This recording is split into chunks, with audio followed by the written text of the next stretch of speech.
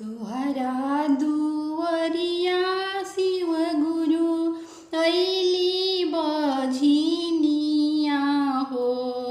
तोहरा दुवरिया शिव गुरु अइली बझिनिया हो।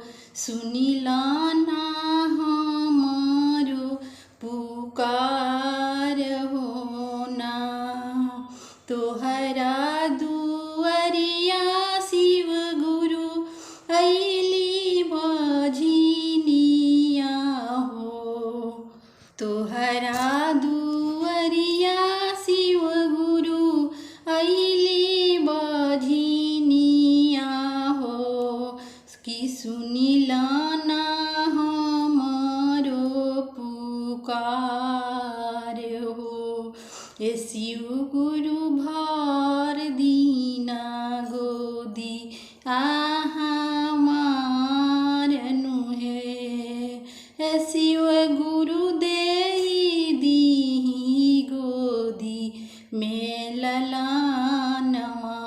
ए शिव गुरु देई दीही हो। शिव गुरु देई दीही गोदी में ललानवा।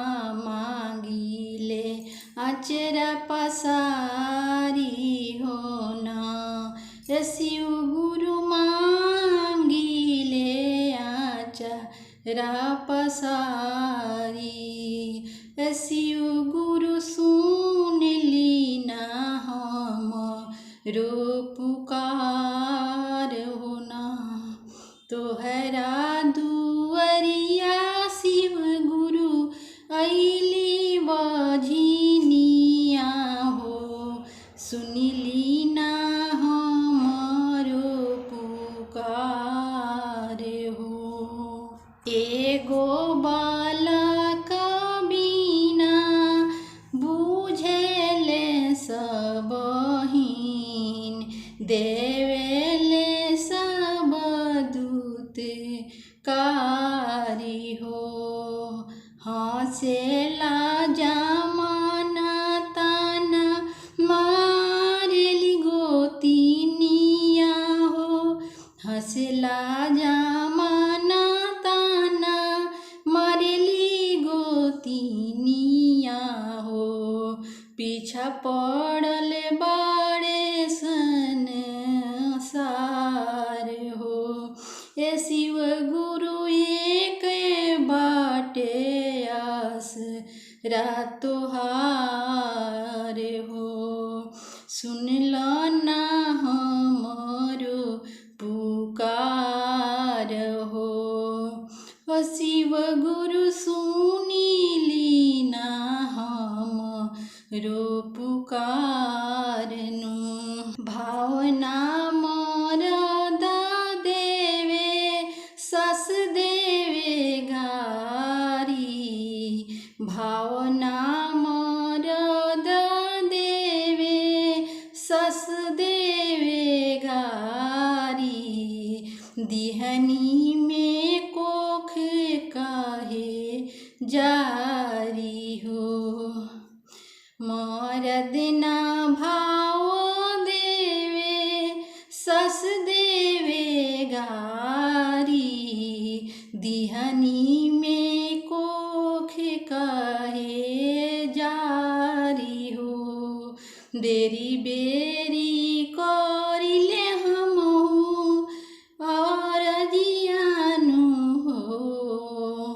देरी बेरी करिले शिव गुरु हमहु अरजिया हो। सुनली ना हमरो गोहार हो। ए शिव गुरु भरी दीना गोदिया हमार हो। सुनी ना हमरो पुकार हो। ए शिव गुरु सुनी ना हमरो पुकार हो। ए शिव गुरु भरी दीना गोदी दर दर के ठोकर शिव गुरु कबले हम खाइबो। दर दर के ठोकर शिव गुरु कबले हम खाइबो। भइले जिनगिया अन्हारे हो, फेर दिन जरिया शिव गुरु हमरा उपरिया हो। जियाला भइले दुसवार हो, ए शिव गुरु भरी दीना गोदी हमार नुहे। तोहरे दुअरिया शिव गुरु अइली बझिनिया हो। सुनिला ना हमारो पुकार हो। अगर मेरा गाना अच्छा लगा हो तो मेरे चैनल को लाइक, सब्सक्राइब, कमेंट ज़रूर कीजिएगा। फिर मिलेंगे अगले वीडियो में।